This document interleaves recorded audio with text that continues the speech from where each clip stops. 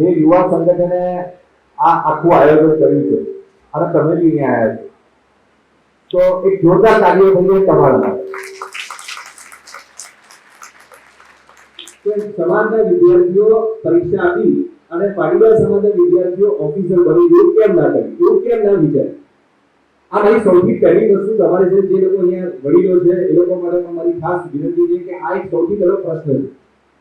અહીંયા અધિકારીશ્રીઓ પણ બેઠા છે, એ પણ ખૂબ મહેનત કરી રહ્યા છે પોતાની રીતે, અને આમાં આપણા ઘણા બધા વિદ્યાર્થીઓ બી છે કે જે યુસીડીસીના વિદ્યાર્થીઓ તરીકે ખૂબ સારું એમને પોતે આયોજન કરી અને આજે સક્સેસફુલ વિદ્યાર્થી તરીકે ગયા, સ્ટુડન્ટ તરીકે ઓફિસર તરીકે ગયા બેઠા. તો સૌ પહેલો પ્રશ્ન મને પોતાને એવું થાય કે સ્પર્ધાત્મક પરીક્ષાની તૈયારી કેમ કરવી જોઈએ અને કોણ કરી શકે? આ બંને પ્રશ્ન મને એવું થાય. તો પહેલા સૌથી પહેલા સમજવાની જરૂર છે કે સ્પર્ધા એટલે શું. તમે સ્પર્ધાને શું સમજો? હું તમને પૂછતો નથી અત્યારે, કારણ કે સમયનો અભાવ છે એટલા માટે. પરંતુ મિત્રો, અહીંયા આપણે બહુ જ મોટી ભૂલ સામાન્ય રીતે કરીએ કે સમાજમાં આવી ભૂલ થતી હોય છે. સ્પર્ધાનો મતલબ આપણે એવું સમજીએ છીએ કે મારી સ્પર્ધા બીજા સાથે થાય. જ્યારે હું એને કહું છું તો શબ્દ છે પ્રતિસ્પર્ધા. એક શબ્દ આવે છે પ્રતિસ્પર્ધા. પ્રતિસ્પર્ધાનો મતલબ છે કે મારું કોમ્પિટિશન બીજા વ્યક્તિ સાથે થાય. પરંતુ જ્યારે હું સ્પર્ધાની વાત કરું તો સ્પર્ધાનો મતલબ છે કે હું જ મારી સાથે કોમ્પિટિશનમાં છું. એટલે કે આજે ઓગસ્ટ મહિનામાં મારું અંગ્રેજી સારું નથી અથવા તો મારું મેથ્સ સાયન્સ સારું નથી, તો કેમ કરીને આવનારા 2-3 મહિનાની અંદર હું મારી પાસે સ્પર્ધા રાખું તો જો પ્રતિસ્પર્ધા રાખું તો મારા જીવનમાં શું શું આવે છે? બાજુવાળો ગાડી લાવ્યો, સારી સાડી પહેરી, સારો ડ્રેસ પહેરો, સારી શોપિંગમાં ગયો, આમાંથી કોઈનો હજી સુધી નિવડ આવ્યો નથી. તમારો બી નહીં આવે, મારો બી નહીં આવે. એટલે એ વસ્તુને બાજુમાં મૂકી અને મારે સ્પર્ધાત્મક પરીક્ષાને સૌથી પહેલા સ્પર્ધાને તમને કહેવું છે કે સ્પર્ધાનો સાચી ડેફિનેશન એ છે કે જેમાં હું અત્યાર સુધીમાં નથી એમાં મારે આગળ આવવું છે, ત્યાંથી હું મારી વાતને શરૂ કરું.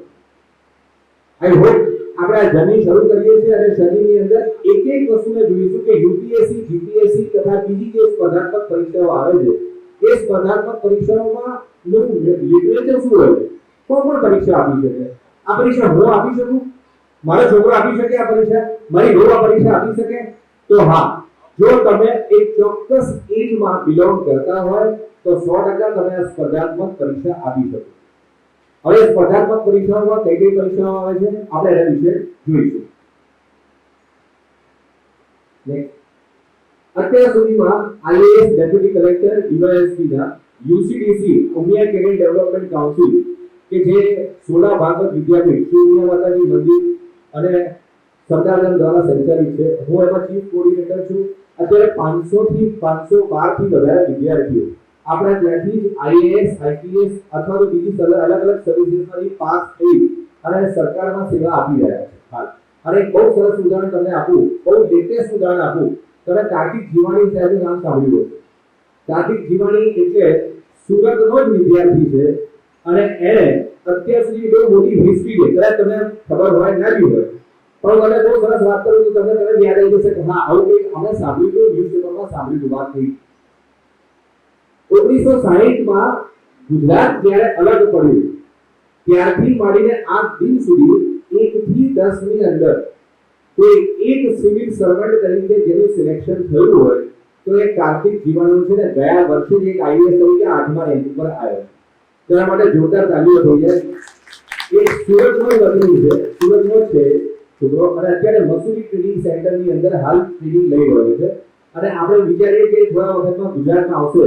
ઇનફેક્ટ આજે અહીંયા આવવા માટે મેં એને પણ મેસેજ કર્યો હતો કે અહીંયા આવે, પરંતુ અત્યારે મસૂરી ટ્રેનિંગ સેન્ટરમાં હોવાથી એ અત્યારે હાલ અહીંયા નથી આવી શક્યો. પણ ભવિષ્યમાં કોઈ પ્રોગ્રામ હશે તો અમે ચોક્કસ કાર્તિક જીવાણીને કહીશું અને આપણી વચ્ચે આવશે. એ સિવાય અત્યારે હું એક એઝ અ કરિયર કાઉન્સિલર પણ છું અને કરિયર ડેવલપમેન્ટ માટેના પણ ઘણા બધા વિદ્યાર્થીઓ સાથે, પેરેન્ટ્સ સાથે પણ હું એ બાબતો પર ચર્ચા કરીને આપણા ત્યાં પેરેન્ટ્સ અને બાળકો આવતા હોય છે. તો મારી ટોટલ ભૂમિકા શિક્ષણ માટેની છે કે જેમાં સ્પર્ધાત્મક પરીક્ષાઓમાં વિદ્યાર્થી આવે છે. કરિયરની વાત આવે તો કરિયરમાં એવું થાય કે હંમેશા સક્સેસ જ મળે. તો એના માટે હું તમને એક વસ્તુ બહુ સ્પષ્ટ કરી દઉં કે જીવનમાં જરૂર નથી કે સક્સેસ તમને મળે તો જ તમે સાચી દિશામાં છો એવું માનવાની જરૂર નથી. અત્યારે સામાન્ય રીતે એવું જોવા મળે કે જ્યારે વિદ્યાર્થી અથવા તેમના મા બાપ આવે કે સાહેબ મારે મારા સ્ટુડન્ટ્સને આઈટી ઇન્ડસ્ટ્રીમાં મોકલવો છે. કેમ આઈટી ઇન્ડસ્ટ્રીમાં મોકલવો છે? તો કહેશે કે સાહેબ આ કોરોના આવ્યો ને પછી ખબર પડી બધું આઈટીમાં છે. તો મારા છોકરાને કે છોકરીને ઇન્ટરેસ્ટ છે કે નથી, મારે એને આઈટીમાં મૂકવાનું છે. આવું સામાન્ય રીતે જોવામાં આવ્યું છે. તો ખાસ તમને સૌથી પહેલા કહેવા માંગુ છું કે બાળકનો ઇન્ટરેસ્ટ જોવાની ખૂબ જરૂરી છે. એને જેમાં ઇન્ટરેસ્ટ હોય, જો એને લાગે કે મારે મ્યુઝિકમાં આગળ વધવું છે તો મ્યુઝિકમાં એનો ઇન્ટરેસ્ટ હોય તો એમાં આગળ જઈ શકાય.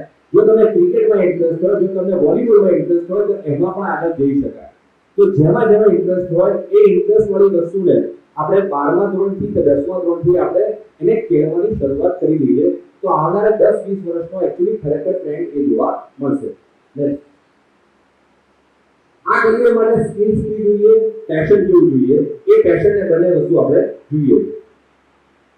અને કરિયર દર્શન, સાયકોમેટ્રિક ટેસ્ટ, આ બધી વસ્તુ આપણે ઉમિયા કરિયર ડેવલપમેન્ટ કાઉન્સિલ જે યુસીડીસી જે સોડા બાદર વિદ્યાપીઠની બાજુમાં જે આપણે ઉમિયા કેમ્પસમાં છે તો એની અંદર આપણે કરિયર કાઉન્સિલિંગ પણ આપણે કરતા આવીએ છીએ. અને એવી જ રીતે આપણા ત્યાં અહીંયા સુરતમાં ભટારમાં ઉત્તર ગુજરાત જે સ્કૂલ છે એટલે આસિફ પટેલ સાહેબ બેઠા છે અહીંયા, તો એ અત્યારે હાલ કરિયર ડેવલપમેન્ટ સેન્ટર સુરત ખાતે ચાલી રહ્યું છે. સાહેબ એકવાર ઉભા થશે તો બધાનું ધ્યાન તમારા ઉપર પડે. જોરદાર તાળીઓ થઈ જાય આસિફ પટેલ સાહેબ માટે. એટલે એમના જે પણ વિદ્યાર્થીઓ અહીંયા મારું આખી વાતચીત સાંભળે અને પછી કંઈ પણ પ્રશ્ન હોય તો ત્યાં સાવરજી છે અને આસિફ પટેલ સાહેબ છે, તમે ચોક્કસ મળજો. આપણી ત્યાં બેચીસ ચાલુ છે તો એના વિશે આપણને ખ્યાલ આપશે. આને તમે ઓળખો છો? તમે કેટલા લોકો આમને ઓળખે છે? કોણ છે આ? નામ તમે લખ્યું છે એટલે તમારું ટેન્શન લેવા જરૂર નથી. આ એક આઈપીએસ ઓફિસર છે અને અત્યારે પ્રધાનમંત્રી શ્રીના નેશનલ સિક્યોરિટી એડવાઇઝર. એટલે ભારતની સિક્યોરિટી માટે શું કરવું જોઈએ એનામાં નાની વસ્તુઓ પણ પ્રધાનમંત્રી શ્રીને પોતાની વાત કરે. અને 2 મહિના પહેલા જ એ પોતે અમદાવાદના મહેમાન પણ બન્યા હતા અને આયા હતા પણ ખરા. હવે એક આઈપીએસ ઓફિસર હોય તો એક આઈપીએસ આઈએએસ ઓફિસર હોય તો કેવી રીતે એની જર્ની કેવી હશે? જ્યારે એણે આ વસ્તુ શરૂઆત કરી હશે તો કેવી જર્ની છે? આપણે જોઈએ કે એક આઈપીએસ બનવું હોય અથવા એક આઈએએસ બનવું હોય તો કેવી રીતે બની શકો તમે? તમારી એજ કેટલી હોય? તમારે શું ભણવું જોઈએ? તમારે કઈ હું બીકોમ છું સાહેબ, હું બની શકું? તમે આવો પ્રશ્ન છે. હું એમબીબીએસ થયો સાહેબ, હું આઈએએસ બની શકું? હું આ બન્યો છું સર, હું હજી તો 10માની એક્ઝામ આપું છું, શું આઈએએસ બની શકું? આ બધા જ ક્વેશ્ચનનો જવાબ હું આજે તમારી પાસે પ્રેઝન્ટેશનમાં લઈને આવ્યો છું. એક વસ્તુ તમને બતાવીશ. ઇવન ત્યાં સુધી કે જે લોકો પાસ થઈ ગયા છે એ તમામ પાસ થઈ ગયેલાના માર્ક્સ સાથે હું તમને બતાવીશ. તમને ખ્યાલ આવશે કે આ એવી અશક્ય વાત નથી, પરંતુ એક બહુ મોટો હાવ ઉભો કરી નાખ્યો છે કે યસ આ ના થઈ શકે, એ ના થઈ શકે. તો આજે આપણે આ વસ્તુમાં એકદમ ક્લિયર થઈ ગયું કે યસ આ પોસિબલ છે. નેક્સ્ટ યુપીએસસી એક એક્ઝામ છે. આ યુપીએસસી શું છે? યુપીએસસી એક યુનિયન પબ્લિક સર્વિસ કમિશન કે જે એક એક્ઝામિનેશન બોડી છે સેન્ટ્રલ ગવર્નમેન્ટની, જે અલગ પરીક્ષા લે છે. હવે યુપીએસસી ખાલી આઈએએસ ની એક્ઝામ જ લે છે? ના, આઈએએસ સિવાય એ ઇન્ડિયન ફોરેસ્ટ સર્વિસ ની એક્ઝામ જેની સાથે કમ્બાઈન આવે એની એક્ઝામ પણ લે છે. પછી જો તમે ઇન્ડિયન આર્મી વિશે જાણ્યા હોય તો ઇન્ડિયન આર્મીમાં સીડીએસ અને એનડીએ આની જે પરીક્ષા આવે છે આ તમામ પરીક્ષાઓ છે યુપીએસસી લે છે. ઇન શોર્ટ, સેન્ટ્રલ ગવર્નમેન્ટની કોઈ પણ તૈયારી કરવી હોય તો યુપીએસસી ની પ્રિપરેશન તમારે કરવી જોઈએ. આ રીતે અલગ છે કે જે બોર્ડ બનાવી અને સરકાર પરીક્ષા લે છે. પરીક્ષાના અલગ સ્તર હોય અને એ સ્તર તમે પાસ થાઓ તો એના બેઝ ઉપર તમે government of India, government of Gujarat જે યુપીએસસી છે એવી રીતે ગુજરાત પબ્લિક સર્વિસ કમિશન છે એમાં પણ તમારી ભરતી તમે થઈને તમે ઓફિસર બની શકો. નેક્સ્ટ સિવિલ સર્વિસીસની પરીક્ષા સાહેબ એક જ આવે છે. આ પરીક્ષા એક આવે છે તો આટલી પોસ્ટ કેવી રીતે? આઈએએસ નું કામ શું છે? આઈપીએસ નું કામ શું હોય છે? આઈએનએસ નું કામ શું હોય છે? તો આ જેટલી પણ સર્વિસીસ છે, કદાચ પાછળ ન દેખાતું હોય તો ફરી એક વખત તમને જણાવી દઉં. ઇન્ડિયન એડમિનિસ્ટ્રેટિવ સર્વિસીસ એટલે સુરતના કલેક્ટર હશે, સુરતના કમિશનર સાહેબ હશે, એક આઈએએસ ઓફિસર હોય છે. અને એવી રીતે લો એન્ડ ઓર્ડર જેને સાચવવાનો હોય એક આઈપીએસ ઓફિસર હોય છે. ઇન્ડિયન પોલીસ સર્વિસમાંથી પાસ થઈને આવે છે. એવી રીતે ઇન્ડિયન ફોરેસ્ટ સર્વિસ હોય કે જેની અંદર અલગ જગ્યાઓ પર જેમ કે ગિરનાર છે તો જે ફોરેસ્ટ છે એમાં આઈએફએસ કરીએ જે સર્વિસ હોય છે એમાંથી પાસ થઈને આવે છે. પીએનડી audit account revenue income tax commissioner આ બધી જ પરીક્ષાઓ માટે પરીક્ષા એક જ આપવાની છે અને છે યુપીએસસી ની પરીક્ષા આપવાની. તો તમને સ્વાભાવિક પ્રશ્ન થાય કે સાહેબ પરીક્ષા એક આપવાની તો પછી આનું સિલેક્શનનો આધાર કેવી રીતે થાય છે? આપણે આગળ જોઈએ કે એનો આધાર કેવી રીતે છે. આના સિવાય પણ postal service, civil account, railway traffic, railway personal, even ત્યાં સુધી કે ટ્રેડ એન્ડ સર્વિસીસ અને ઇન્ડિયન ઇન્ફોર્મેશન સર્વિસ, તમને ખ્યાલ હોય તો આરટીઆઈ જે તમને આમ સામાન્ય વસ્તુમાં લોકોને ખબર હોય છે, રાઈટ ટુ ઇન્ફોર્મેશન, એના હેઠળ જે ઇન્ફોર્મેશન જે છે એ સર્વિસ પણ આની અંદર સામેલ લેવામાં આવી છે. આ બધી જ સર્વિસીસ જે સુપર ક્લાસ 1 ઓફિસર માટે છે. સુપર ક્લાસ એટલે ગેઝેટેડ ઓફિસર છે બધા કે જે વ્યવસ્થિત રીતે અત્યારે હાલ કોઈ પણ ભારત દેશની અંદર કોઈ પણ જગ્યા ઉપર હાલ પદોન્નતિ થઈ અને પોતાની સેવા આપતા હોય. Next Pondicherry, Delhi, arm forces આ બધા જ કોર્પોરેટની અંદર આ પરીક્ષાઓ આપી શકાય. હવે આ પરીક્ષાની અંદર મેં બેઝિક વાત કરી, આટલી પોસ્ટ જે મેં તમને બતાવી, આ પોસ્ટમાં સપોઝ મારે પરીક્ષા આપવી હોય સાહેબ તો પરીક્ષાનો સ્તર કેવો હોય છે? તો પરીક્ષાના સૌથી પહેલા હોય છે પ્રીની એક્ઝામ. પ્રીની એક્ઝામ તો તમે કહો કદાચ તમે ના સમજો અથવા તમે ખ્યાલ ના આવે તો તમને ખાલી એક સરસ શબ્દ કઈ તમને ખબર પડી જશે. કોણ બનેગા કરોડપતિ બધા જોયું છે બરાબર? કોણ બનેગા કરોડપતિમાં શું આવે છે? એક સ્ટેટમેન્ટ આવે અને 4 ઓપ્શન આવે. એક સ્ટેટમેન્ટ અને 4 ઓપ્શન આવે. જો એ 4 ઓપ્શનમાંથી એમાં તમારે 3 લાઇફલાઇન બી મળે પછી બરાબર? જો તમારો ઓપ્શન સપોઝ ખોટો પડે તો 1 કરોડ રૂપિયા તમને ના મળે હે ને? અને સામે બાજુ અભિનવ બચ્ચનની જોડે સામે 200 બી મળે. જ્યારે યુપીએસસી ની એક્ઝામની અંદર તમારે એવી જ રીતે પરીક્ષા આપવાની હોય છે અને એ પરીક્ષામાં તમારે દરેક વસ્તુ તમારી પાસે પ્રશ્નો આવશે, એ પ્રશ્નો સોલ્વ કરો અને પ્રિલિમ પરીક્ષા તમારી પાસ થઈ જાય. પછી મેન્સની પરીક્ષા આવે. મેન્સની પરીક્ષા એટલે 10મા 12મા કોલેજના વિદ્યાર્થીઓ જે લખે છે એવી તેને પુરવણીમાં લખવાનું આવે. અને ઇન્ટરવ્યુની પરીક્ષાનો મતલબ છે કે તમારે ગવર્નમેન્ટ ઓફ ઇન્ડિયા એટલે કે યુપીએસસી ન્યૂ દિલ્હી ખાતે તમારે ઇન્ટરવ્યુ આપવા માટે જવાનું થાય. તમને ઇન્ટરવ્યુ કોલ આવે એટલે કોલ આવે તો તમને કહેવામાં આવે કે તમારે આવતી 25 મી તમારો આઈએએસ માટેનો ઇન્ટરવ્યુ છે, તમારે ઇન્ટરવ્યુ માટે ન્યૂ દિલ્હી જવાનું થાય. તો 3 સ્તર છે પ્રિલિમ, મેન્સ અને ઇન્ટરવ્યુ. આ ત્રણેયની અંદર કોઈ વિદ્યાર્થી સક્સેસફુલ પાસ થઈ જાય તો એનો મતલબ છે કે આઈએએસ બની શકે. હવે આઈએએસ બની શકે તો આપણે એક એક્ઝામ જોઈએ કે એક્ઝામની અંદર કેવી રીતે જાય છે. પ્રિલિમની એક્ઝામ છે એ મલ્ટિપલ ચોઇસ ક્વેશ્ચન છે, એના નેગેટિવ માર્કિંગ આવે. નેગેટિવ માર્કિંગનો મતલબ છે કે જો તમારો એક આન્સર ખોટો પડ્યો તો એનો મતલબ 1/3 માર્ક તમારે કપાઈ ગયા. એમ કરીને ટોટલ તમારે સૌથી સારા માર્ક્સ તમે લઈ આવો તો એનો મતલબ છે કે આઈએએસ, આઈપીએસ અથવા બીજી કોઈ પણ સર્વિસીસમાં તમે જઈ શકો. નેક્સ્ટ મલ્ટિપલ ચોઇસ ક્વેશ્ચનના આધાર ઉપર જનરલ સ્ટડીઝનું પેપર છે, 200 માર્કનું પેપર આવે અને 200 માર્કના પેપરમાં 2 કલાકનો ટાઈમ આપવામાં આવે છે. આ 2 કલાકના ટાઈમ પછી નેક્સ્ટ એમાં કયા સબ્જેક્ટ આવે? સિલેબસ છે, સિલેબસની અંદર બતાવી દો. કરંટ અફેર્સ, નેશનલ મૂવમેન્ટ, આગળ વધો. હવે હું એક વસ્તુ બોલું છું અને ખાસ તમને કહીશ, આના પછી એક બહુ જોરદાર વાત કરવા જઉં છું. History of India, national movement, world geography અને કરંટ ઇવેન્ટ્સ. નેક્સ્ટ આગળ વધો. ઇકોનોમિક, પોલિટિકલ ગવર્નન્સ અને જનરલ ઇન્વોલ્વમેન્ટ, એન્વાયરમેન્ટ.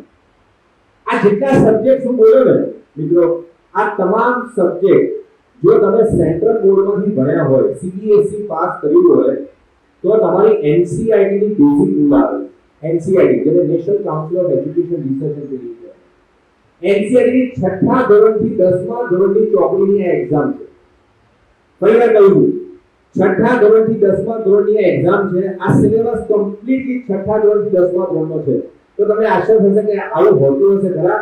આવું મેં નથી કીધું, યુપીએસસી પોતાની વેબસાઇટમાં લખ્યું છે કે અમે લોકો 6થા ધોરણથી 10મા ધોરણનો બેઝિક સિલેબસ છે એને જ અમે ફોકસ કરીએ છીએ.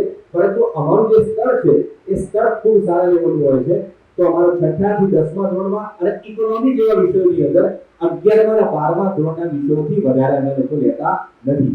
નેક્સ્ટ તો આ પોલિટિકલ જે છે પેપર 2 છે એમાં મેક્સિમમ જે સિવિલ સર્વિસીસ એપ્ટિટ્યુડ ટેસ્ટ છે 200 માર્ક છે. એવી રીતે આમાં કોમ્પ્રિહેન્શન, મેન્ટલ એબિલિટી. હવે તમે જો એને જોઈ શકતા હો તો છેલ્લા બંનેની અંદર લખ્યું છે ઇંગ્લિશ લેંગ્વેજ અને ડેટા ઇન્ટરપ્રિટેશન. આ 2 શબ્દ લખ્યા છે. જો તમે એન્જિનિયરિંગ કર્યું હોય અથવા તો તમે એક સામાન્ય બેઝિક એમબીએ જેવું અથવા બીબીએ કર્યું હોય તો આ કોર્સ છે એમાં બાજુમાં લખ્યું છે ક્લાસ 10મા લેવલનું બેઝિક પૂછે છે 10th લેવલ તો લેવલ 10મા લેવલનું પૂછે છે તેનો મતલબ છે કે આ બેઝિક જનરલ સિલેબસ છે જો તમે સારી રીતે 10મું પાસ કર્યું હોય તો એનો મતલબ છે કે તમે 100% સિવિલ સર્વિસીસની એક્ઝામ્સ આપવા માટે કેપેબલ છો અને તમે એના માટે ખૂબ સરસ રીતે કામગીરી કરી શકો નેક્સ્ટ પ્રિલિમ એક્ઝામ જોઈએ આપણે પ્રિલિમ એક્ઝામમાં બે પેપર જોયા એક પેપર જનરલ સ્ટડીઝ નું હતું અને બીજું સીસેટ નું પેપર હતું પ્રિલિમ એક્ઝામ તમે પાસ થઈ ગયા હવે મેઇન્સ ની પરીક્ષા આ મેઇન્સ પરીક્ષાની અંદર ડિસ્ક્રિપ્ટિવ અને થિયરી ક્વેશ્ચન્સ હોય ડિસ્ક્રિપ્ટિવ થિયરી ક્વેશ્ચન્સ ની અંદર કયા કયા સબ્જેક્ટ છે આ સબ્જેક્ટ છે એસએનઆઈટી જનરલ સ્ટડીઝ 213 આ જેટલા પણ સબ્જેક્ટ છે આ તમામ સબ્જેક્ટ એ જ છે જે પ્રિલિમ એક્ઝામ્સ માં આવતા હતા એના એક સબ્જેક્ટ છે અને આ બંને સબ્જેક્ટનો આધાર તમે જુઓ તો તમારો એનસીઈઆરટી ની બેઝિક બુક જ છે કે જે તમે 6થા ધોરણથી 10મા ધોરણની અંદર તમે ભણો નેક્સ્ટ પેપર 1 2 3 4 5 અને 6 આમાં એક ઓપ્શન સબ્જેક્ટ પણ લેવાનો હોય છે અને ટોટલ તમારે જે 1750 માર્કની પરીક્ષા છે આ તમારી મેઇન્સની પરીક્ષા છે મેઇન્સની પરીક્ષા પછી તમારો પર્સનલ ઇન્ટરવ્યુ આવે છે જેને પર્સનાલિટી ટેસ્ટ શબ્દ પણ કહેવાય છે એટલે 1750 અને 275 टोटल 2025 मार्क की परीक्षा थी 2025 परीक्षा में તમારા परसेंटेज કેટલા આવે તો તમે એક આઈએએસ ઓફિસર બની શકો તો તમને જાણીને એકદમ આશ્ચર્ય થશે હવે પછી જે પીપીટી તમને બતાવીશ તો તમે ખરેખર આશ્ચર્ય થશે કે આટલામાં આઈએએસ બનાય ખરા તો સાહેબ આપણે કાલથી તૈયારી ચાલુ કરી દઈએ તમે પોતે એવું કહેશો પણ એની પહેલા હું તમને ખાલી નીચે જે બંને લખ્યું છે ક્વોલિફાઈડ ઇંગ્લિશ અને એની ઇન્ડિયન લેંગ્વેજ આ બંનેની બ્યુટી એ છે इंग्लिश तो स्वाभाविक રીતે આપણે ઇંગ્લિશ જાણીએ છીએ બરાબર અને બેઝિક આપણે જે 8મા 9મા ધોરણનું બેઝિક ઇંગ્લિશ પૂછે પરંતુ એની ઇન્ડિયન લેંગ્વેજ એટલે બી એઝ અ ગુજરાતી એટલે ગુજરાતી પેપર આવે જો મહારાષ્ટ્રના હોય તો મરાઠી પેપર આવે જો તામિલનાડુમાં એક્ઝામ લેવાની હોય તો તમિલમાં આવે તો કોઈ પણ ઇન્ડિયન લેંગ્વેજનો એક પેપર આવે છે આ બંને પેપર જો કોઈ વિદ્યાર્થી આપે છે ટોટલ આ બંને પેપરની અંદર જો ક્વોલિફાઈ નથી થતો તો બીજા પેપર ચેક જ કરવામાં નથી આવતું યુપીએસસી ની હોશિયાર છે યુપીએસસી કે તમે બેઝિક નથી આવડતું તો મારે આગળ જવાની જરૂર નથી એટલા માટે આપણે લખ્યું છે કે નો વેટેજ કોઈ વેટેજ એનો હોતું નથી પરંતુ એ પાસ કરવી ખૂબ જરૂરી છે તો એટલા માટે 1750 માંથી ટોટલ રિટન ટેસ્ટ છે જે મેઇન્સ મેં તમને કીધું અને ઇન્ટરવ્યુ જે તમારો છે એ ઇન્ટરવ્યુ તમારો 275 માર્કનો છે એમ કરીને 2025 માર્કનું ટોટલ તમારું થાય નેક્સ્ટ આટલા સબ્જેક્ટ તમે લઈ શકો આમાં તમારું કેમેસ્ટ્રી પણ છે આમાં ઇકોનોમિક્સ પણ છે તમારું કોમર્સ પણ છે તમારે જે સબ્જેક્ટમાં તમે ગયા છો એ તમામ સબ્જેક્ટ્સ આની અંદર આવી શકે હવે એક પ્રિલિમની એક્ઝામ્સ નું મેં તમને એક એનાલિસિસ તમારી સામે મૂકું છું તો તમને ખ્યાલ આવે કે કેવી રીતનું એનાલિસિસ થઈ શકે છે નેક્સ્ટ બોલીના આટલા ક્વેશ્ચન જનરલ સાયન્સ આટલા પ્રશ્નો પૂછાય છે હવે તમને હું સામાન્ય પ્રશ્ન પૂછું જે લોકો ગ્રેજ્યુએટ હોય તમારા કેટલા લોકો છે કે જે અંડર ગ્રેજ્યુએટ છે અત્યારે બેનો ભાઈઓ અંડર ગ્રેજ્યુએટ જે લોકો ગ્રેજ્યુએટ થઈ ગયા છે ઓકે હવે બેઝિક હું તમને એક પ્રશ્ન પૂછું અને માતા પિતા બી અહીંયા બેઠા છે આ એક બહુ કહેવાય ને એવો પ્રશ્ન પૂછવા જઈ રહ્યો છું કે જે પ્રશ્નમાં તમને એમ થશે કે વાત તો એકદમ 100% સાચી છે પણ એ વાતને ખરેખર આપણે બાળકો સુધી પહોંચાડવી કેવી રીતે મારો પ્રશ્ન તમને એવો છે કે ખરેખર તમે કોલેજ કરતા હોય તો કોલેજના સમયની અંદર તમારી પરીક્ષા આવે તો એ પરીક્ષાના પહેલા કેટલા દિવસ પહેલા આપણે ચોપડી ખોલીએ છીએ સાચું કે દિલ ઉપર હાથ રાખીને વાત કરજો કે કેટલા દિવસ પહેલા એટલે હું 12 મહિનાનો સમય ગણું તો 12 મહિનામાં 2 મહિનાનો દિવાળી નવરાત્રી ઉત્તરાયણના કાઢા હું તો રહી ગયા 10 મહિનાની હવે સાચું કહેજો કે 2-3 પરીક્ષા હોય પ્રિલિમની એક્ઝામ હોય અને આપણી મેઇન પરીક્ષા આવતી હોય તો સાહેબ 1 મહિના પહેલા આપણે શોધવા જઈએ કે ચોપડી મળશે સુરતમાં કઈ જગ્યાએ ચોપડી મળે તો અહીંયા સુરતમાં કોઈ બજાર નહીં હવે અમદાવાદમાં ગાંધીપુર કહેવાય બરાબર ગાંધીપુર નીચે શોધવા નીકળીએ કે હવે અકાઉન્ટન્સી સાહેબ ચોપડી ક્યાંથી મળશે મને તો ભાઈબંધને શોધી આવાય કયા કયા ચેપ્ટર આવવાના છે મને કહી દો મારે 15 દિવસની તૈયારી કરવાની અને કે આ હકીકત છે એકદમ હકીકત છે આપણે માનવી પડે આ વસ્તુ और મારો પ્રશ્ન જે છે પ્રશ્ન તમને પૂછું છું અને સમાજના અહીંયા બધા લોકો બેઠા છે મારો પ્રશ્ન તમને એ છે કે 12 મહિનામાંથી 2 મહિનાને નવરાત્રી બધા દિવાળી બધા કાઢી નાખ્યા, 10 મહિનાનો સમય આપ્યો, 10 મહિનામાંથી 1 મહિના તમે તૈયારી માટે આપ્યા, તો સાહેબ બાકીના 9 કે 8 મહિના આપણે કરીએ છીએ શું? હેલો, મારી સાથે છો ને? હે ને? 8 મહિના આપણે કરીએ છીએ શું? અને 8 મહિનામાં ચલો હજી મહિનો તમને આપી દીધું, 7 મહિના તો 7 મહિના આપણે શું કરવું જોઈએ? હવે તમને બહુ જોરદાર અને જબરદસ્ત વાત કરું. આ 7 મહિના, આ 6 મહિના કે 8 મહિના જો આપણો બાળક ખરેખર તૈયારી આ રીતની કરશે, તો ગ્રેજ્યુએશનની સાથે સાથે ટીવાય થતાની સાથે, એટલે કે 3rd યર પૂરું થતાની સાથે એની પાસે ગવર્નમેન્ટની એક જોબ તૈયાર છે. ફરિયાદ બોલું 12મા ધોરણ પછી જો 3 વર્ષ માટે ગ્રેજ્યુએશન થતું હોય, તો આપણે શું કરવું છે કે આ 3 વર્ષની તૈયારી થોડી થોડી કરે. દરરોજ 2 કલાક આપે, દરરોજ 1 કલાક આપે. આપણે વધારે સમય નથી કરવો, પરંતુ દરરોજ 1 કલાક બી આપ્યો હશે તો 3 વર્ષે પોતે સિવિલ સર્વિસીસની સારી તૈયારી કરી શકશે અને એ ગ્રેજ્યુએશન થયા પછી પરીક્ષા આપવામાં આવશે. એ સારા લેવલ ઉપર સિવિલ સર્વિસીસની આ બધી જ સબ્જેક્ટ બધા જ પૂરા કરી નાખશે. આ 8 મહિનાનો ઉપયોગ આપણે નથી કરતા એઝ અ ગુજરાતી, હું તમને ખાસ કહી દઉં. પરંતુ તમે જોશો તો ઉત્તર ભારતની અંદર Bihar, United states of Uttar Pradesh, United states of Uttar Pradesh, UP, Rajasthan, Madhya Pradesh, આ તમામે તમામ જેટલા પણ છે, તમામ જેટલા બી રાજ્યો છે, બધા રાજ્યો ઉપર સરસ કામ કરે છે. તમને પ્રશ્ન થવો જોઈએ કે મેં કેમ United states of Uttar Pradesh કીધું, એવો પ્રશ્ન તમને થવો જોઈએ. કઈ વાંધો નહીં, આપણે આગળ જોઈશું કે એવું મેં કીધું એટલા માટે. પરંતુ યુપી હોય, બિહાર હોય કે જેમાંથી સૌથી વધારે અધિકારી બને છે, એની પાછળનું મુખ્ય કારણ એ છે કે બેટા કાં તો તારે આઈએએસ આઈપીએસ તૈયાર થવાનું છે અને કાં તો તારે પોલિટિક્સમાં જવાનું. કઈ બાજુ બીજો રસ્તો નથી. બે જ વસ્તુ છે તારે, કાં તો તું પોલિટિક્સમાં જા અને કાં તો તારે આઈએએસ આઈપીએસ થવાનું છે. તો આપણે જો યુપી અને બિહારની અંદર જે પ્રમાણે અધિકારીઓ સરસ રીતે કામ કરતા હોય, કેમ કરીને ગુજરાતની અંદર, કેમ કરીને પાટીદાર સમાજની અંદર પણ ગ્રેજ્યુએશન થતાની સાથે સાથે આપણે વસ્તુ ના કરી શકીએ, એનું કોઈ કારણ મળતું નથી. તો ખાસ આપણે આપણા સમાજમાં એટલું કરવું છે, જેટલા પણ આપણા બાળકો હોય જે 12મું ધોરણ પાસ કર્યું, 10મું ધોરણ બી પાસ કર્યું હોય તેના વિશે એની માહિતી આપીએ. 10મું ધોરણ પાસ કરો, 12મું ધોરણ પાસ કરો એટલે એને કહીએ 1 કલાક બેસીને તારે વાંચવાનું છે. આ ઇન્ફોર્મેશનનો યુગ છે સાહેબ. ઇન્ફોર્મેશનના યુગમાં તમે ઇન્ટરનેટ પર બધું જ મળી જાય છે. યુનિવર્સિટીને બહુ સરસ વાત કરી કે એનો ઉપયોગ સારી રીતે કરો ને તો આ સારી રીતે ઉપયોગ કરવાની વાત છે. મોબાઈલનો સારી રીતે ઉપયોગ કરીએ તો બધા જ લેક્ચર્સ તમને ઓનલાઈન મળી જાય છે. આ ઇન્ફોર્મેશન યુગની અંદર કશું એવું નથી કે તમે ના કરી શકો. ઘરે બેઠા બેઠા તમે દુનિયાને તમે જોઈ શકો. એવું તમારી પાસે મોબાઈલ તમારી પાસે છે તો આ તમામ વસ્તુ આપણી પાસે અવેલેબલ છે અને આપણે અહીંયા બેઠા બેઠા સુરતમાં બેઠા બેઠા આપણે તૈયારી કરીને અહીંયાથી આઈએએસ બની શકીએ છીએ. એમાં આપણને કોઈ ડાઉટ નથી. આગળ જોઈએ. ટોપિક જે છે એક એના ક્વેશ્ચન છે. એ ટોપિકમાં હિસ્ટ્રી, પોલિટિક્સ, ઇકોનોમી અને આ જે છે એ ક્વેશ્ચન્સમાં આવે છે. નેક્સ્ટ આ બીજું પેપર છે ડિસિઝન મેકિંગનું. એમાં 80 ક્વેશ્ચન્સ હોય છે. ટોટલ કરીને તમારા 200 માર્કની જે છે આમાં 2.5 માર્કનો ક્વેશ્ચન હોય છે. નેક્સ્ટ આ એક ન્યૂઝપેપર છે. એનું નામ છે ધ હિન્દુ. આ ન્યૂઝપેપર એકચ્યુઅલી તામિલનાડુ અને દિલ્હીમાં છપાય છે.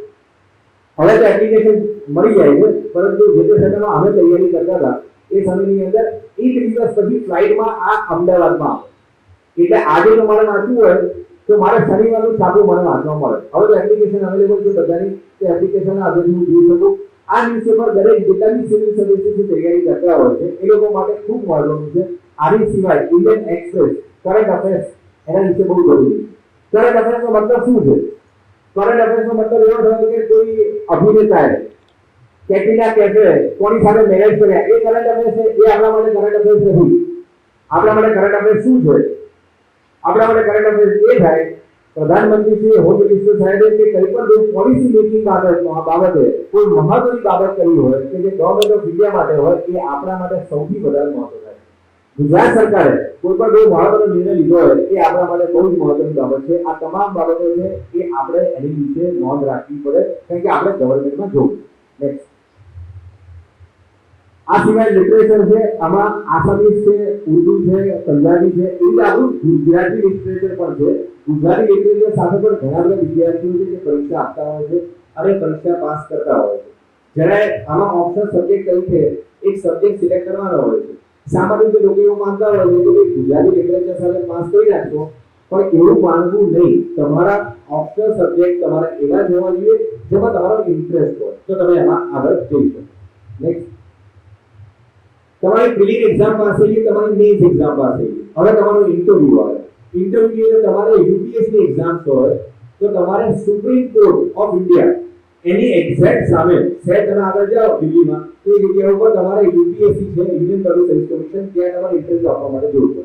અને યુપીએસસી માં 275 માર્ક્સનો ઇન્ટરવ્યુ છે અને એ ઇન્ટરવ્યુ ના જે છે એના ટોટલ જે માર્ક્સ છે એ ટોટલ માર્ક્સ ગણ્યા છે. આ ટોટલ માર્ક્સ તમે બહુ એકદમ ઇફેક્ટિવલી તમે એનાલિસિસ કરીને આપવું જોઈએ. નેક્સ્ટ, મેં એક સમયના એક્ઝામ્સની મેં વાત કરી છે, એમાં ગૌરવ અગ્રવાલ છે. ગૌરવ અગ્રવાલ કરીને જે છે ટોપ કર્યું છે અને આ જેને ટોપ કર્યું છે એને 1785 યાદ કરવા બધાને કીધું રેડિકલ એક્ઝામ 1750 માર્કની અને 275 769 છે અને 206 975 માર્ક થાય. હવે તમે બધા મેથ જાણો છો બરાબર. મને ખાલી કહો કે 2025 માર્કની પરીક્ષામાં જો 975 માર્ક આવતા હોય તો કેટલા પર્સન્ટેજ થાય? જેને સૌથી વધારે ટોપ કર્યું. નેક્સ્ટ,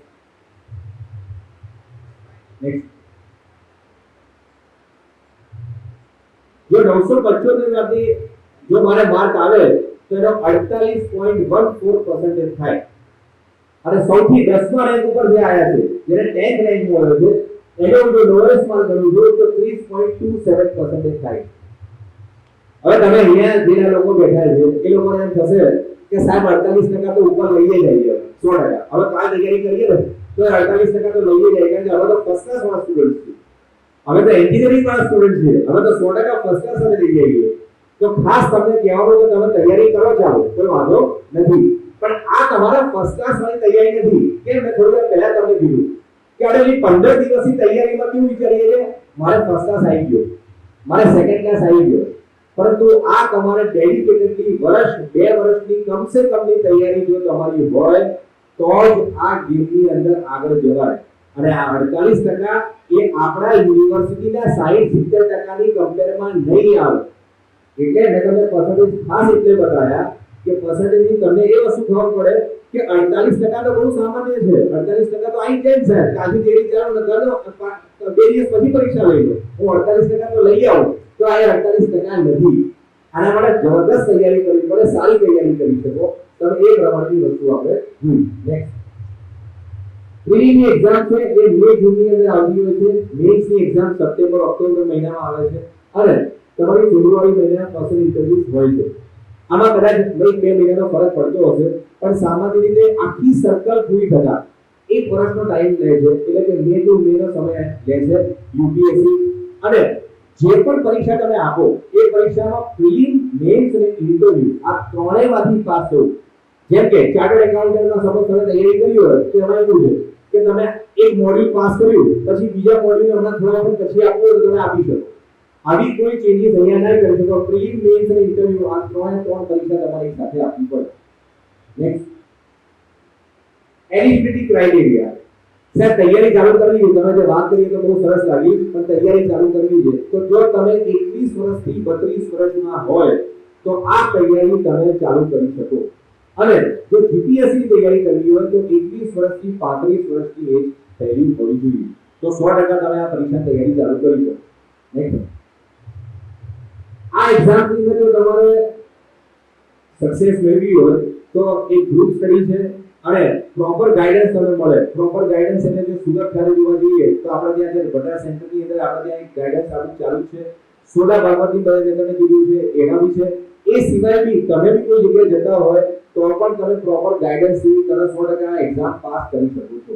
નેક્સ્ટ, આ રીતે જીપીએસસી ની એક્ઝામ છે ગુજરાત પબ્લિક સર્વિસ કમિશનની, એ એક્ઝામ નો સિલેબસ હું તમને બતાવી દઉં. નેક્સ્ટ, જીપીએસસી પણ એ રીતે એક્ઝામિનેશન એક બોડી છે.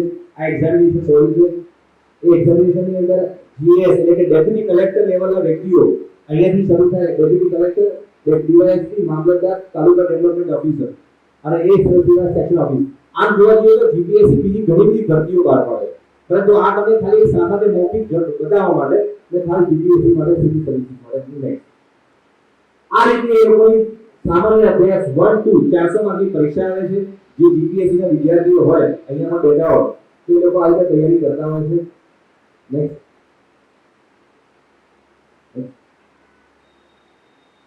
જે મેં 1750 માર્કની પરીક્ષા બતાવી હતી એવી રીતે આ પણ 900 માર્કની પરીક્ષા અને 100 માર્કનો ઇન્ટરવ્યુ ગાંધીનગરમાં જીપીએસસી ખાતે તમારે આપવાનો હોય છે. ટોટલ થઈને 1000 માર્કની પરીક્ષા હોય છે. 1000 માર્કની પરીક્ષાની અંદર તમારા જે બી સિલેક્શન થાય એ સિલેક્શન આધાર પર તમારું ગણતરી થતી હોય. જેમ આપણી વચ્ચે નીટ છે, નીટ પોતે 31st રેન્ક સાથે પાસ થયો છે, એમ ઘણા બધા વિદ્યાર્થીઓ છે જે પાસ થઈને આમાં આગળ આવતા હોય છે. યુપીએસસી અને જીપીએસસી આ બંનેની જે ગણતરી છે, યુપીએસસી ની તૈયારી કરવા વાળો વિદ્યાર્થી જો જીપીએસસી ની પરીક્ષા આપે તો 100% જીપીએસસી ની પરીક્ષા પાસ થવાના ચાન્સીસ વધી જાય. એટલે ખાસ તમે જણાવવાનું કે જો તમે ટાર્ગેટ રાખો તો યુપીએસસી ની તૈયારીનો ટાર્ગેટ આપણે રાખવો જોઈએ. Next English language. આ ઇંગ્લિશ લેંગ્વેજ માટે આપણે ત્યાં બહુ મોટો ભ્રમ છે. હું એ ભ્રમ વિશે વાત કરીશ તો તમને થશે કે વાત સાચી છે. આપણામાંથી તો લોકો છે કે જે ઇંગ્લિશ મીડિયમમાં ભણ્યા છે પ્લીઝ હાથ ઊંચા કરશો તમે. ઇંગ્લિશ મીડિયમ આવું કશું પૂછવા નથી, ચિંતા ના કરો, હાથ ઊંચા કરી દો. હવે ખાલી મને એટલું કહો કે અહીંયા આપણે સમાજમાં બધા લોકો બેઠા છીએ, હે ને? આપણે નાનું બાળક ધારો કે ઘરમાં હોય અને હજી તો આમ કહેવાય ને ચાલવાનું શીખતો હોય તો આપણે એને ભાષા કેવી રીતે શીખવાડીએ? સૌથી પહેલા એને વ્યાકરણ શીખવાડીએ. સૌથી પહેલા શું શીખવાડીએ? આપણને જોઈને એ શીખે છે બોલતા. પેલા મમ્મી બોલશે, પપ્પા બોલશે, કાકા બોલશે એમ કરીને શબ્દો બોલે છે. એટલે એની વોકેબ્યુલરી તૈયાર કરે છે અને પછી એક સ્ટેટમેન્ટ બનાવે છે. મેં ખાધું, મેં ખાધી આવું બોલશે. પછી આપણે સુધારીએ કે બેટા આમ નહીં આમ બોલવાનું, આમ નહીં આમ બોલવાનું. અને આપણે અંગ્રેજી ભાષા શીખવા માટે કેવું અપનાવીએ બરોબર? સ્પોકન ઇંગ્લિશ જોરદાર વ્યાકરણથી શરૂઆત કરીએ. વ્યાકરણ 25મા વર્ષે ચાલુ કર્યું હોય, 55મા વર્ષે વ્યાકરણ જ ચાલતું હોય અને હજી વ્યાકરણ જ ચાલતું. ભાષા ક્યારે વ્યાકરણના બેઝ ઉપર ના શીખાય, એના માટે બોલવી જ પડે. અને એક નાનું બાળક હોય, જેમ નાના બાળકને કેવી રીતે આપણે સમજાવીએ એવી રીતે શબ્દો છે, એ શબ્દોથી આપણે સમજીએ છીએ ને એની વોકેબ્યુલરી તૈયાર કરીએ છીએ. તો ભાષાનો બેઝિક ઇંગ્લિશ જે છે એ બેઝિક ઇંગ્લિશનું વ્યાકરણ શીખવું અલગ વાત છે, એ જરૂરી છે. પરંતુ જ્યારે તમારે સ્પોકન ઇંગ્લિશ કરવા હોય તો સાહેબ અમે સ્પોકન ઇંગ્લિશ તો 2 વાર કરી ચૂક્યા. સ્પોકન આઈએલટીએસ હવે 4 વાર કરી છે સર, બેન્ડ નથી આવતા. સર બેન્ડ આવે ને 4.5 પણ 5.5 માં રહી ગઈ છે સર. એટલા માટે આવતા નથી કે ખાલી વ્યાકરણમાં એરર કરેક્શન અને વર્ડ પ્રેપોઝિશન થી તમારા બેન્ડ નહીં આવે. તમારે વોકેબ્યુલરી બોલવાની છે, શબ્દોને બોલવાના. તમે બોલશો તો 100% તમે મેળવી શકશો. ભાષાની સૌથી મહત્વની વસ્તુ આવે છે બોલવાની, એનાથી જ તમે એમાંથી શીખી શકો. આ સૌથી મહત્વની નાની ફાઇલ બનાવી અને ફાઇલની અંદર તમારા મહત્વના મુદ્દા મૂકી કરંટ અફેર્સમાં તમે એમાં મૂકી શકો છો. નેક્સ્ટ એરો નોટ છે તમે પેનડ્રાઈવ. સામાન્ય રીતે એવું થતું હોય કે મોબાઈલ અને ગેમ્સ નો બહુ મોટો પાર્ટ હોય છે, પણ ગેમ્સ કરતા સૌથી વધારે છે કે લેપટોપ નો એ ઉપયોગ કરીએ કે જે ઉપયોગ ખરેખર આપણે કરવાનો છે. માઇક્રોસોફ્ટ નોટ કરીને આવે છે કે જેમાં અલગ અલગ તમે ટોપિક તમારામાં ડિસાઈડ કરી અને તમે મૂકી શકો. કરંટ અફેર્સમાં તમે બહુ જ કામમાં લાગી શકો. આ રીતે 3 માઇન્ડસેટ ચેલેન્જ છે, એ તમે ઉપયોગ કરી શકો છો. આ બધી જે લક્ષ્મીકાંતથી મળીને યુસર્સની જે બેઝિક જે આવે છે આ બધી કિતાબોમાં તમે ફોટોગ્રાફ તમે બતાવ્યા છે. આ જ ફોટોગ્રાફ તમને પીડીએફ ના માધ્યમથી તમે અહીંથી તમને બી મળી જશે. તો તમને ખ્યાલ આવશે કે કઈ બુક્સ તમે વાંચીને તમે એ પ્રમાણે પ્રિપેરેશન કરી શકો. અમે એ જે પ્રિપેરેશન કરાવીએ છીએ એ પ્રિપેરેશનમાં આ જ પ્રેઝન્ટેશનના માધ્યમથી હવે એ પ્રિપેરેશન આપણે કરાવીએ યુસીડીસી પર. તો એ તમારા જેટલા બી વિદ્યાર્થીઓ હોય એ વિદ્યાર્થીઓ પણ આ પ્રમાણે પ્રિપેરેશન કરી શકે. જ્યારે તમે કરિયર બેકઅપ તમે વિચારો એટલે કે યુપીએસસી તૈયારી કરતા હોય તો ખાસ મારો એક અનુરોધ છે કે કરિયર બેકઅપ ની અંદર કોઈ પણ એક ઓપન યુનિવર્સિટીનો મતલબ છે બાબા સાહેબ આંબેડકર યુનિવર્સિટી પણ હોઈ શકે અથવા તો તમારે ઇગ્નુ પણ હોઈ શકે. એમાં પણ તમારો એક પ્રોગ્રામ શરૂ થાય તો તમારી પ્રિપરેશન બી ચાલુ છે અને સાથે સાથે તમારો માસ્ટર્સ પ્રોગ્રામ પણ તમારો શરૂ થઈ શકે એ પ્રમાણેનો આપણે પ્રોગ્રામ કરવો જોઈએ. ઇગ્નુ છે, બાબા સાહેબ છે અને NIUS છે. આ ત્રણ યુનિવર્સિટી છે કે જેમાં તમે ઓપન યુનિવર્સિટી તરીકે તમારે ખાલી પરીક્ષાના પેપર આપવા માટે જવાનું અને તમારી એક બાજુ તૈયારી ચાલુ હોય તો એક બાજુ તમારું ગ્રેજ્યુએશન પણ થશે, માસ્ટર્સ થઈ શકશે અને બીજી બાજુ તમે UPSC IAS એક્ઝામ પણ આપી શકશો. આ બંને વસ્તુ તમે કરી શકો. તો મેં તમને આ આખું પ્રેઝન્ટેશન બતાવ્યું અને પ્રેઝન્ટેશન ની અંદર UPSC GPSC ની અંદર તમે કેમ કરીને આ પરીક્ષા તમે આપી શકો એના વિશેની બેઝિક માહિતી આપી. મારી વાત છેલ્લે પૂરી કરું એ પહેલા એક તમે બહુ સરસ એક સરસ સ્ટોરી કહી દઉં. સ્ટોરી પછી મારી વાતનું પૂર્ણ કરવું જોઈએ. એક બહુ મોટું જંગલ હતું. એ જંગલની અંદર એક સિંહનું બચ્ચું છે ને, સિંહનું બચ્ચું ખોવાઈ ગયું અને આ સિંહનું બચ્ચું જઈને મળ્યું કોને ખબર? હરણને મળ્યું. હરણની જોડે રહેવા માંડ્યું. બાળક છે તો ક્યાં ખબર પડે એ હરણની જેવું એકચ્યુઅલી થઈ ગયું. જ્યારે હરણ જેવું થઈ ગયું એટલે એને પોતાને જ્યારે બી પાણી પીવા માટે જાય તો એને એવું હંમેશા થાય કે હું આમના જેવો તો નથી, મારામાં કંઈક છે પણ હું આમના જેવો નથી, પણ કોણ છું એ મને ખબર નથી. બહુ દિવસ થયા જેની એકચ્યુઅલી માં હતી, જે સિંહણ હતી, એ સિંહણ એક દિવસ જોઈ ગઈ કે આ બચ્ચું છે એ હરણની વચ્ચે ફરે. એને દૂર જગ્યાએ જોરદાર ગર્જના કરી. એટલી બધી જોરદાર ગર્જના કરી આજુબાજુના બધા હરણ જે પાણી પીતા હતા બધા ત્યાંથી નાસી ગયા. અને આ એક જ છે કે હવે પાણી પી રહ્યું છે. એટલે આજુબાજુ જોવા મળ્યું કે કોણે ગર્જના કરી. એને સૌથી ઉપર જોયું કે એક સિંહણ છે. એ દિવસ એને ખબર પડી કે હું કોના જેવો છું, હું ક્યાં છું અને કોના જેવો છું.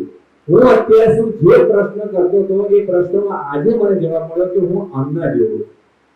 આવી જ તાકાત આપણી અંદર રહેલી છે. એ તાકાતને ઉજાગર કરવા માટે આપણે UPSC GPSC અને જે તૈયારી તમારે કરવી હોય અને સીધા તમારે નિવડો હોય તમારી ઇન્ડિયાની તૈયારી કરવી છે, મારે CBSE તૈયારી કરવી છે, તો એના માટેની તૈયારી માટેનો આ મુખ્ય સોર્સ તમારી સામે મૂક્યો છે.